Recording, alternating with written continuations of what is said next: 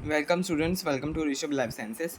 तो आज मैं आपको क्या कहते हैं नेक्स्ट क्लास क्या कहते हैं जो हम पढ़ रहे थे, हमने शुरू किया था डीबीटी, जो सेल बायोलॉजी के नोट्स थे। सेल बायोलॉजी के नोट्स नहीं, सेल बायोलॉजी से रिलेटेड जो डीबीटी एग्ज़ाम में पूछा हुआ है ना, उससे रिलेटेड जो मैंने नोट्स बनाए हुए हैं, तो उस चीज़ को मैं क्या कहते हैं आपसे शेयर कर रहा हूँ और अच्छे से पढ़ाने की कोशिश कर रहा हूँ और उसके पीछे की जो जानकारी है वो हम समझ रहे हैं। ठीक है, तो चलिए शुरू करते हैं ये वाले क्वेश्चन से। क्वेश्चन ये पी वाई के सारे पी वाई क्यू क्वेश्चन हैं जो मैं डिस्कस कर रहा हूँ। और एक क्लास बीत चुकी है और ये सेकंड क्लास है और अब हम शुरू करते हैं, क्योंकि डीबीटी का एग्ज़ाम भी देखिए आने वाला है और ये लास्ट डीबीटी का एग्ज़ाम है जो कि आई थिंक होगा, क्योंकि वो नोटिफिकेशन आया था तो शायद मर्ज हो रहे हैं एग्ज़ाम्स, नेक्स्ट टाइम से हो रहे हैं बट अभी नहीं हो रहे हैं, तो वो तो सबको पता ही है।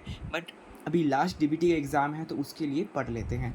और वैसे भी अगर मर्ज भी हो जाएंगे तो पैटर्न तो जो डीबीटी का है वो उसमें भी पूछेंगे कुछ हिसाब से, फिर चेंजेस आएंगे। तो ये सीएसआर के लिए भी इम्पॉर्टेंट है जो भी लेक्चर्स चल रहे हैं, क्योंकि सारे एग्ज़ाम आपस में कोरिलेटेड है। क्योंकि ये वाला जो है पैटर्न, जो ये थोड़ा एमसीक्यू टाइप का नहीं, पार्ट बी वाला जो है उसमें पूछते हैं। जो डीबीटी में पैटर्न होता है वो पार्ट बी की तरह होता है, एमसीक्यू तो नहीं। हाँ, उस प्रकार से होता है। थोड़े बहुत एमसीक्यू डायरेक्ट क्वेश्चंस भी होते हैं जो बिल्कुल ही डायरेक्ट होते हैं, है ना। पर पार्ट भी जैसे ही होते हैं, डायरेक्ट थोड़ा सा दिमाग लगाना पड़ता है कईयों में। पर तो चलो चलते हैं, देखते हैं, सब कुछ पढ़ते हैं। Observation made about protein by RER eventually used to build cell plasma membrane. The protein in a membrane was slightly different from protein made in ER. ER मतलब endoplasmic reticulum protein probably changed in. तो जो ये protein जो है वो change कहाँ पर होता है, गोल्जी अपरेटस में वो चेंज होता है।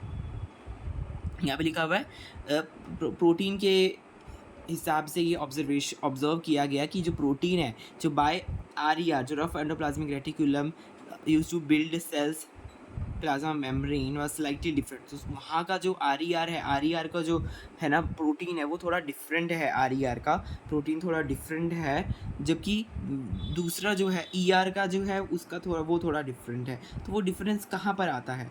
वो डिफरेंस आता है गोल्जी अपरेटस में। जब RER से प्रोटीन बनता है तो वो निकल कर जाता है आगे, और आगे जब जाता है तो यहाँ पे गोल्जी के पास जब वो आता है उसमें कुछ चेंजेस आते हैं, है ना, जैसे ग्लाइकोसाइलेशन वगैरह। तो जब ये चेंजेस आते हैं फिर वो जाता है आगे प्लाज्मा मेम्ब्रेन। तो ये इसकी साइकिल है, कैसे ये ट्रैवल करता है। Mitochondrial DNA not involve in. कहाँ माइटोकॉन्ड्रियल डीएनए इन्वॉल्व नहीं होता इन ग्लाइकोसाइलेशन में कि इन्वॉल्व नहीं होता। और कहाँ पर माइटोकॉन्ड्रियल डीएनए इन्वॉल्व होता है? एटीपी प्रोडक्शन में, फैटी एसिड्स की बायोसिंथेसिस में। फैटी एसिड्स, ये जो बायोसिंथेसिस है फैटी एसिड्स की, ये भी हमने पढ़ी नहीं है, ये मैं किसी दिन लेके आऊँगा। जो बायोकेमिस्ट्री का मैंने पार्ट करवाया था यूनिट 1 का, उसमें भी रहता है फैटी एसिड का बायोसिंथेसिस। और टीसीए साइकिल, इनमें क्या है, माइटोकॉन्ड्रियल डीएनए इन्वॉल्व होता है, ग्लाइकोसाइलेशन में पर ये इन्वॉल्व नहीं होता। ग्लाइकोसाइलेशन जो ग्लूकोज जब लगता है उसको ग्लाइकोसाइलेशन बोलते हैं। ओलिन ग्लाइकोसाइलेशन, एलिन ग्लाइकोसाइलेशन, डिफरेंट प्रकार की ग्लाइकोसाइलेशंस होती हैं।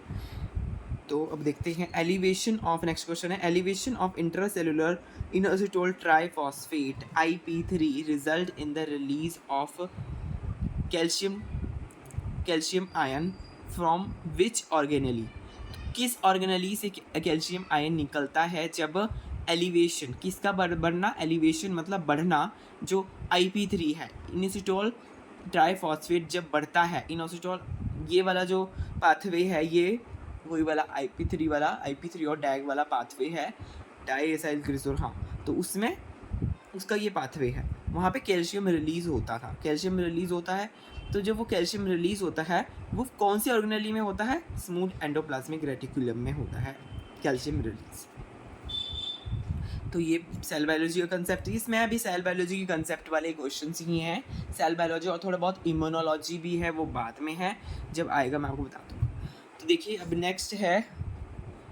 Next we have twin membrane protein, twin membrane protein, एक वी स्नेयर नाम का प्रोटीन होता है, एक टी स्नेयर नाम का प्रोटीन होता है, एक्ट एज एंकर की तरह काम करते हैं। Two vesicles fuse into one during vesicular transport के दौरान ये दोनों एक में फ्यूज़ करते हैं इन सेल। तो ये जहाँ जाते हैं वेसिकुलर ट्रांसपोर्ट में, ये फ्यूज़ होकर वहाँ पे एंटर करते हैं। ये लिखा हुआ है यहाँ पर, protein found in membrane except, इनका प्रोटीन जो है वो मेम्ब्रेन में प्रेजेंट होता है। कौन सी? गोल्जी में होता है, अर्ली एंडोसोम में होता है और ईआर में होता है।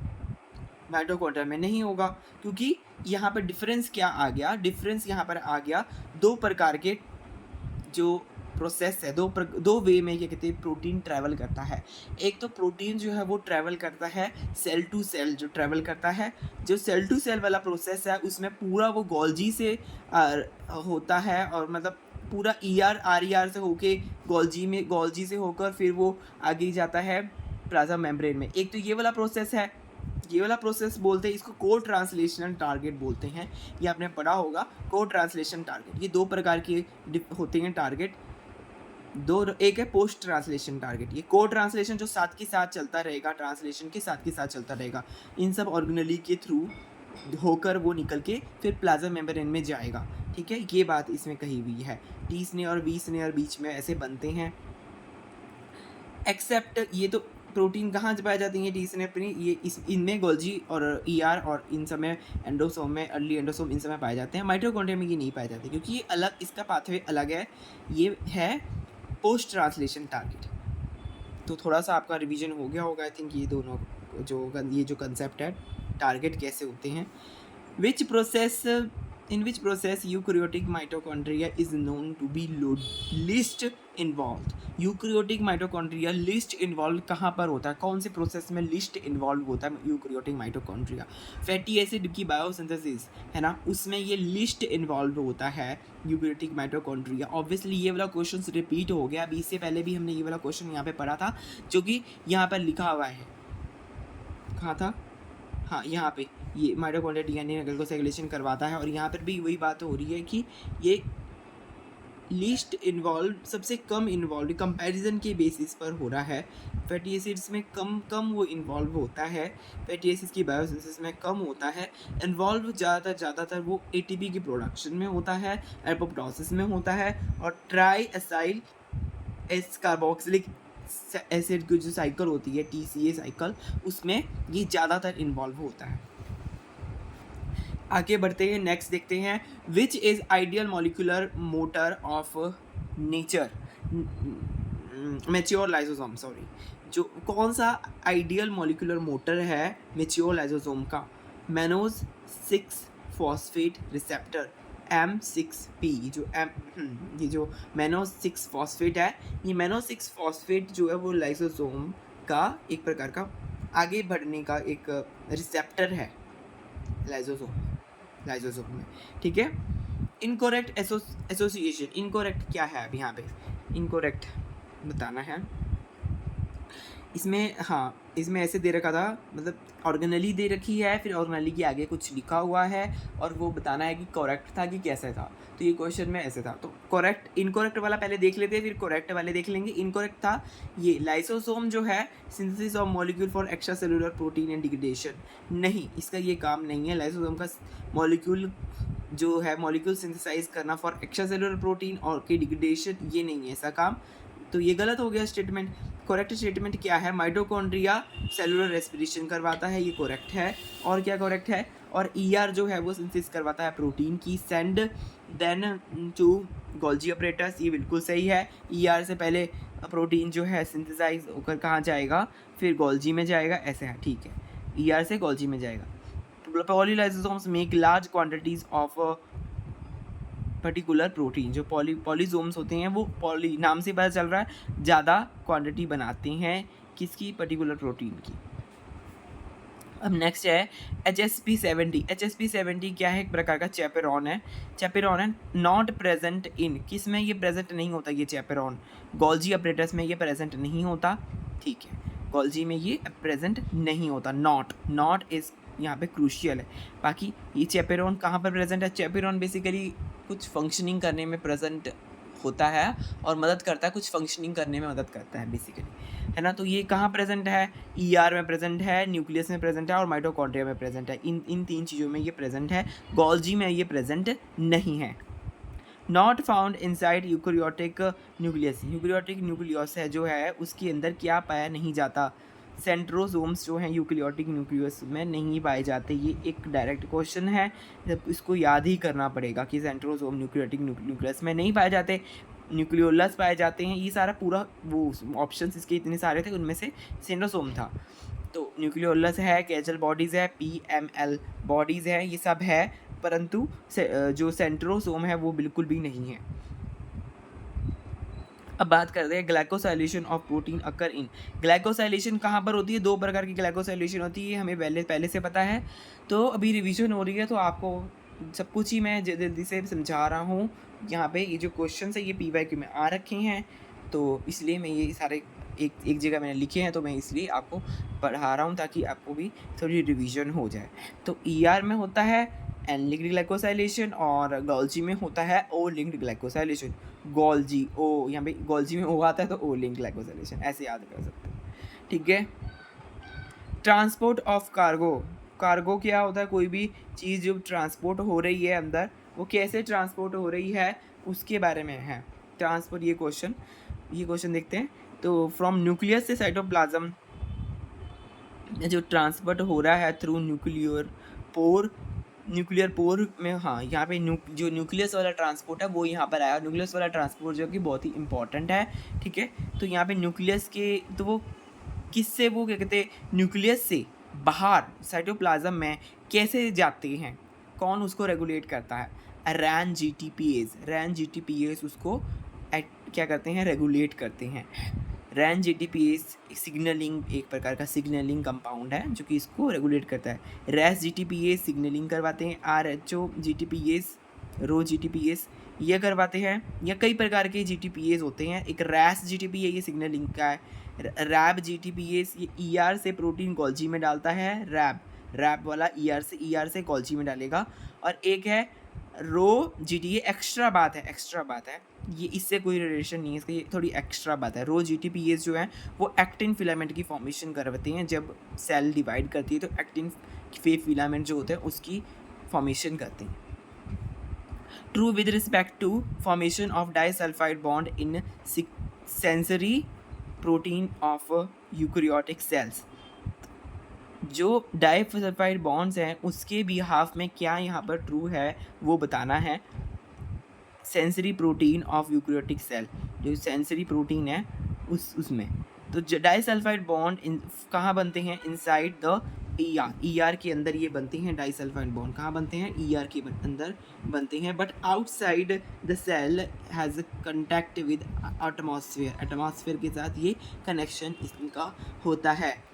Because cytoplasm has reducing environment, that's why, हाँ, डाइसल्फाइड बॉन्ड वहाँ पर नहीं बनते, साइटोप्लाज्म में नहीं बनते, ईआर में ये बनते हैं। ये डिफरेंस है इसका। तो यूकैरियोटिक सेल्स में ये इसका डिफरेंस हमारे को देखने को मिलता है। जो है ईआर में जो है जो बनते हैं डाइसल्फाइड बॉन्ड, क्योंकि उन but outside cell in contact with atmosphere, अंदर बनते हैं, बाहर नहीं बनते। ईआर के अंदर बनते हैं, तो आउटसाइड नहीं बनते, और इसलिए साइटोप्लाज्म जो है उसमें नहीं बनेंगे क्योंकि वो बाहर का एरिया है और वहाँ पे रिड्यूसिंग एनवायरनमेंट होता है, इसलिए वहाँ पे नहीं बनते हैं डाइसल्फाइड बॉन्ड्स। इतनी सिंपल बात है, ठीक है। अब synthesis of white spot syndrome virus environment protein occur in, ये वाइट स्पॉट सिंड्रोम कहाँ पर होता है? बेसिकली ये न्यूक्लियस का है, न्यूक्लियस में होता है ये प्रोटीन इसका जो सिंथेसिस का जो प्रोटीन है वाइट स्पॉट सिंड्रोम डिजीज़ जो है, इसका सिंड्रोम है। Basically syndrome is a group of diseases, it's not a disease, it's a group of diseases.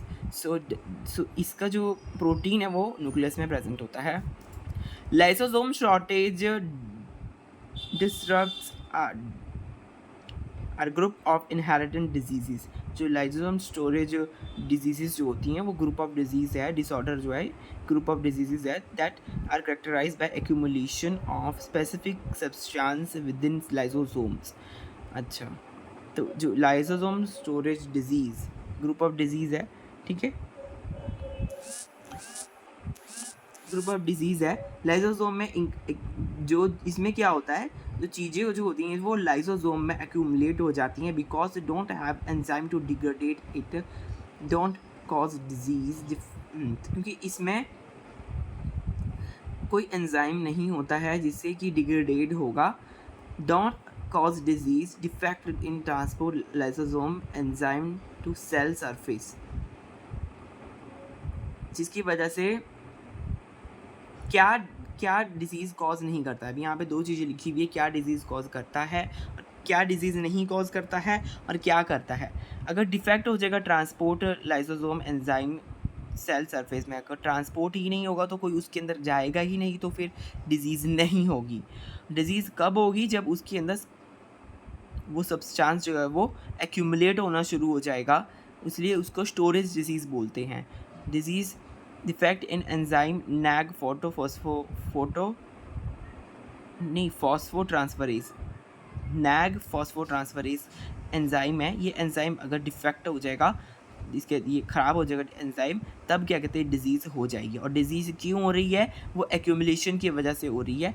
काफ़ी सारे जो सब्सटेंसेस हैं, स्पेसिफिक सब्सटेंसेस कई सारे इसके अंदर एक्यूमुलेट हो जाते हैं और इसके पास एंजाइम जो है, वो जो एंजाइम होता है जो उसको ख़त्म करने वाला उन सब्सटेंसेस को, वो एंजाइम अगर ख़त्म हो जाए तो डिजीज़ देखने को मिल जाती है। ठीक है, ये एक डिजीज़ थी, लाइसोसोम स्टोरेज डिजीज़ थी।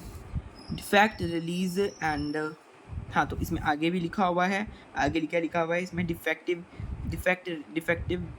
Release and hydrolysis, defect in transport. Disease जब हो जाएगी, किस किस कारण से डिजीज़ होगी, ये शायद ये लिखा हुआ है क्या क्या। डिफेक्ट इन नैग, अगर एंजाइम जो ये एंजाइम है ये डिफेक्टेड होगा तो डिजीज़ हो जाएगी। और क्या है फैक्टर्स, और फैक्टर्स है कि defective release in and hydrolysis की वजह से भी हो जाएगी। ठीक है, defect in transport protein that transport protein from Golgi and lysosome, जो ट्रांसपोर्टर प्रोटीन जो है, जो ट्रांसपोर्ट करता है प्रोटीन को गोल्जी से लाइसोसोम में, अगर उसमें कोई डिफेक्ट आ जाएगा तब भी यहाँ पर डिजीज़ देखने को मिलेगी, जो है हमारी लाइसोसोम की जो स्टोरेज डिजीज़ है वो वाली disease. Function formed, the function perform by SER, कौन कौन से फंक्शन जो है वो स्मूथ एंडोप्लाज्मिक रेटिकुलम जो है वो परफॉर्म करते हैं। तो यहाँ पर ये वाला जो फंक्शन है डिटॉक्सिफिकेशन ऑफ ड्रग, ये आपको याद ही करना पड़ेगा, बिल्कुल ही डायरेक्ट क्वेश्चन है ये।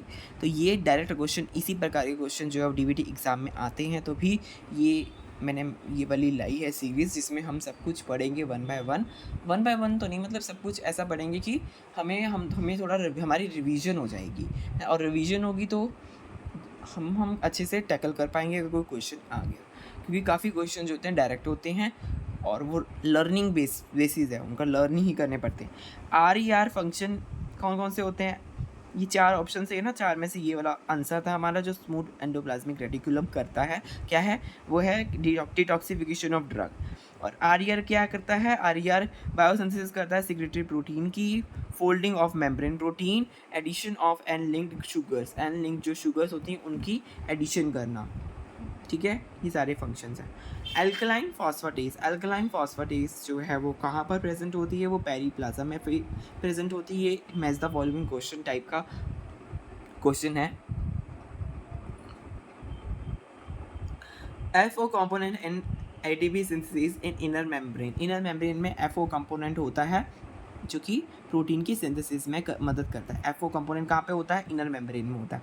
एल्कोहल डिहाइड्रोजिनेज कहाँ पर होता है, साइटोप्लाज्म में होता है। पैक्टिनेज कहाँ पर होता है, एक्स्ट्रा सेलुलर बाहर पैक्टिनेज प्रेजेंट होता है। In migratory cell relative polarity of dash and dash determine polarity of cell, जो न्यूक्लियस की पोलैरिटी है वो डिटरमाइन करती है गोल्जी, हाँ क्या लिखा हुआ है, रिलेटिव, इससे रिलेटिव मतलब इनमें आपस में कंपैरिजन हो रहा है, यहाँ पे न्यूक्लियस और गोल्जी में कंपैरिजन हो रहा है। इन माइग्रेटिंग सेल रिलेटिव पोलैरिटी, जो रिलेटिव पोलैरिटी है ये वर्ड इंपॉर्टेंट है, जो न्यूक्लियस की रिलेटिव पोलैरिटी है, न्यूक्लियस और गोल्जी की जो रिलेटिव पोलैरिटी है वो डिटरमाइन करती है पोलैरिटी ऑफ सेल। ओके ठीक है, ये एक इम्पॉर्टेंट बात थी। Which organelle disappear during cell division, कौन सी ऑर्गेनली डिसअपीयर ही हो जाती है सेल डिवीजन के दौरान, and regenerate in daughter cell. पहले तो डिसअपीयर हो गई, फिर उसके बाद ये बहुत ही बेसिक है, और डॉटर सेल में फिर से रीजनेट हो गया, वो है Golgi. Cell division, cell biology, जो हम सेल, हाँ सेल साइकिल वाला पार्ट है ना बेसिकली, उसमें ये हम पढ़ते हैं पहले से ही कि गोल्जी जो होता है वो डिसअपीयर हो जाता है और बाद में फिर वो बन जाता है डॉटर सेल से, डॉटर सेल में। ठीक है। इन फ्लोरेसेंट डाई इंजेक्ट, अगर जो फ्लोरेसेंट डाई है उसको इंजेक्ट किया जाएगा तो inject in lumen of ER, तो क्या देखने को मिलेगा, तो ईआर से गोल्जी में प्रोटीन जाएगा। दैट्स अ सिंपल आंसर, क्योंकि यहाँ से वो आगे बढ़ता है और फिर वो आगे जाता है, ईआर से गोल्जी में जाएगा, गोल्जी की कंपार्टमेंट्स होती हैं सिस ट्रांस, है ना, उसमें से होकर फिर वो आगे जो हमारा एंडोजोम्स होते हैं, अर्ली एंडोजोम्स, फिर एंडोजोम्स, अर्ली एंडोजोम्स, फिर लेट एंडोजोम्स, और फिर आगे प्लाज्मा मेम्ब्रेन में वो जाएगा। तो वो जो फ्लोरेसेंट डाई है उसका कुछ इस प्रकार से एक जो प्रोसेस है, एक प्रकार का इसका जो ट्रांसपोर्ट का रास्ता है वो यही है, ईआर से जाएगा गोल्जी में, फिर आगे एंडोजोम्स जो है उसमें जाएगा, फिर वो प्लाज्मा मेम्ब्रेन में जाएगा। ठीक है।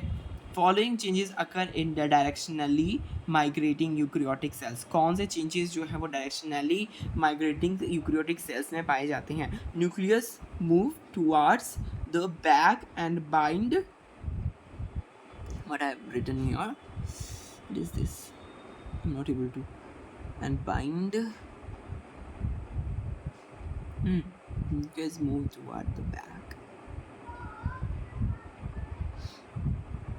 Migrating eukaryotic cell, migrating eukaryotic cell है उसे न्यूक्लियस पहले बैक में आता है। इसको रहने दो क्वेश्चंस को, यहाँ पे कुछ गड़बड़ होगी मुझसे, आगे बढ़ते हैं। North side of ROS generation, कौन सी जो है आरओएस रिएक्टिव ऑक्सीजन स्पीशीज जो है उसकी साइट नहीं है, न्यूक्लियस नहीं है, माइटोकॉन्ड्रिया है, ईआर है, परबोसोम भी है।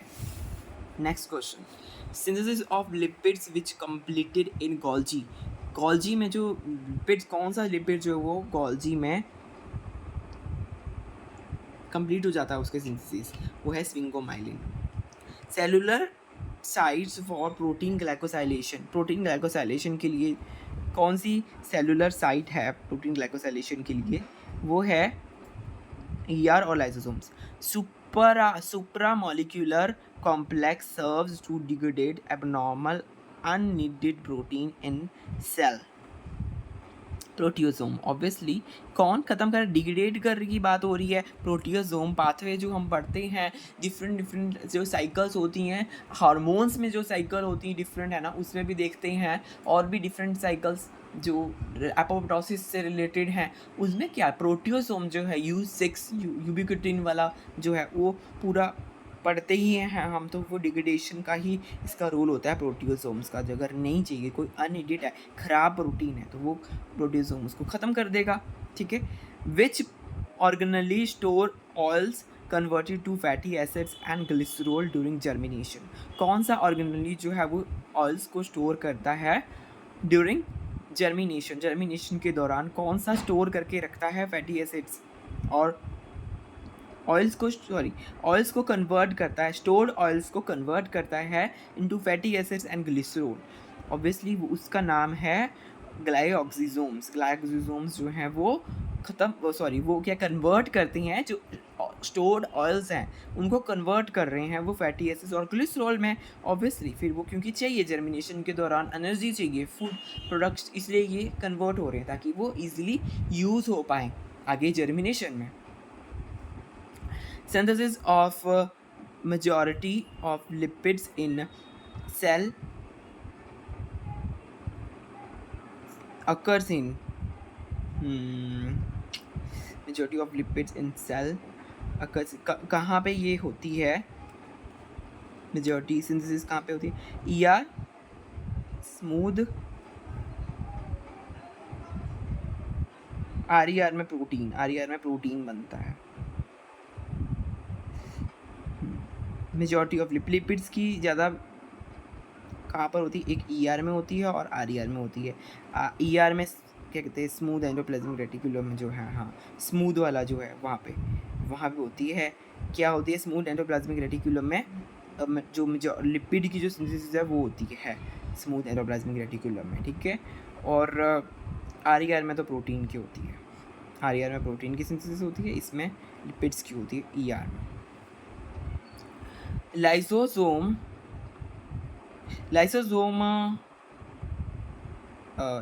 lysosomal lumen maintained as acidic by acidic क्यों होता है इसका ल्यूमन, लाइसोसोम का जो ल्यूमन है वो एसिडिक क्यों होता है, क्योंकि वो उसमें एटीपीएस पंप होता है जो कि पंप करता है हाइड्रोजन आयंस को पंप करता है इनटू द लाइसोसोम्स, इसलिए वो एसिडिक हो जाता है। हाइड्रोजन आयंस एसिडिटी को बढ़ाते हैं, ये हमें पता ही है, केमिस्ट्री में भी हम पढ़ते ही हैं कि लाइसोसोम्स जो होते हैं वो उसको बढ़ाते हैं, है ना। तो वही चीज़ यहाँ पे लिखी हुई है।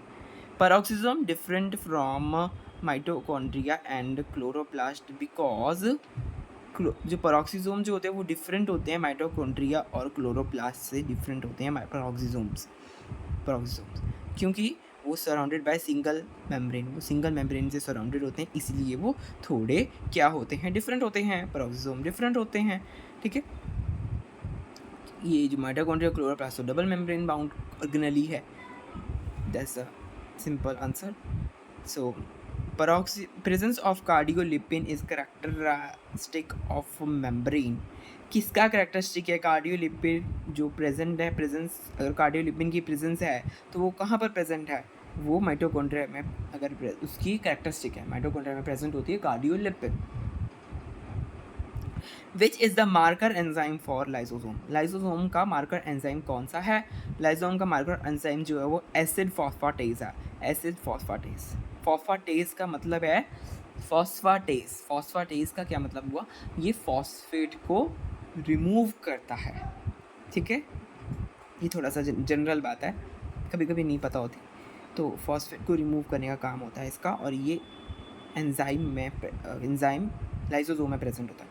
नॉट्स इन एंजियोस्पर्म में क्या नहीं होते, सेंट्रियोल्स नहीं होते, ठीक है। ऑर्गेनली इक्विप्ड, बिल्कुल डायरेक्ट क्वेश्चंस हैं, ठीक है। और यही पैटर्न आपको पता ही है डीबीटी का। आई थिंक कोई होंगे जो पहली बार दे रहे होंगे, हाँ बहुत होंगे जो पहली बार दे रहे होंगे और वो लास्ट टाइम दे रहे होंगे, पहली और लास्ट बार दे रहे हैं कई लोग तो इस एग्ज़ाम को, क्योंकि नेक्स्ट टाइम से ये मर्ज हो रहा है, that's why I am saying पहली और आखिरी बार दे रहे हो आप, अगर कोई दे रहा है पहली बार, ठीक है। Organelle equipped with own genome, कौन से ऑर्गेनली जो होते हैं उसका खुद का जीनोम है, ऑब्वियसली न्यूक्लियस तो है ही है, माइटोकॉन्ड्रिया भी है और ये क्लोरोप्लास्ट भी है। माइटोकॉन्ड्रिया और क्लोरोप्लास्ट सेमी ऑटोनॉमस होते हैं, ये तो हमें पता ही है, हमने पढ़ा ही हुआ है इसका जो है। ये एक थ्योरी ये भी है कि बैक्टीरिया से इन्वॉल्व हुए हैं और इसलिए इनके पास ये सब जीनोम्स जो हैं वो प्रेजेंट है ऑलरेडी, क्योंकि ये एक ज़माने में पहले बैक्टीरिया ही होते थे, फिर ज़्यादा वहीं से इन्वॉल्व हुए हैं, ये इवॉल्व हुए हैं, सॉरी इन्वॉल्व नहीं, इवॉल्व हुए हैं।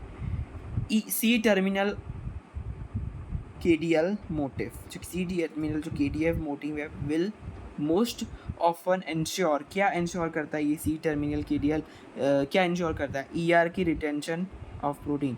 जहाँ पर ये केडियल है, केडियल सीक्वेंस जहाँ पर ये है, वो क्या इंश्योर करेगा, वो ये इंश्योर करेगा कि जो प्रोटीन है वो ईआर में रहे, रिटेंशन, उसकी रिटेंशन मतलब वो वहीं रहे। केडियल वो कर, जहाँ पे केडियल है, सिंपल सी बात है, ये कई बार क्या होता है कि इसमें कन्फ्यूजन हो जाती है। केडियल जहाँ पर होती है, मतलब केडियल जहाँ पर है उसका मतलब है ईआर, जो प्रोटीन है वो ईआर में है, प्रोटीन जब ईआर में, इसका मतलब केडियल है वहाँ पर, दैट्स इट। इफ़ केडियल रिमूव, अगर केडियल को रिमूव कर देंगे तो क्या होगा, अगर केडियल नहीं है तो फिर वो प्रोटीन वहाँ ईआर में नहीं होगा, वो बाहर चला गया, फिर कहाँ चला गया, प्रोटीन जो है वो आउटसाइड द सेल चला गया। ये दोनों चीज़ें आपस में ऐसे लर्न करने के लिए आप रखें, तुरंत ही आपको याद आ जाएगा दिमाग में कि भाई जो ईआर है, नहीं जो केडियल है, केडियल अगर केडियल प्रेजेंट है तो इसका मतलब प्रोटीन जो है वो ईआर में होगा, अगर केडियल नहीं है तो इसका मतलब प्रोटीन बाहर चला गया और वो आउटसाइड द सेल चला गया, क्योंकि ईआर से प्रोटीन जो है वो ट्रैवल कर रहा है, ईआर से वो क्या कहते हैं गोल्जी में जा रहा है और फिर वो प्लाज्मा मेम्ब्रेन में जा रहा है, इसका ये रूट है। तो ऐसे आपको याद करना है। आई थिंक अभी हम इतना ही पढ़ते हैं, नेक्स्ट क्लास में हम आगे क्वेश्चंस बहुत सारे हैं, बहुत सारे वो हम पढ़ेंगे। हाँ, बहुत सारे क्वेश्चंस हैं अभी और भी है, ये तो अभी सेल बायोलॉजी से रिलेटेड है, तो क्लासेस आएंगी, आप ज़रूर सब्सक्राइब कर लीजिए मेरे चैनल को। मिलेंगे और वीडियो में। Bye bye, have a nice day friends.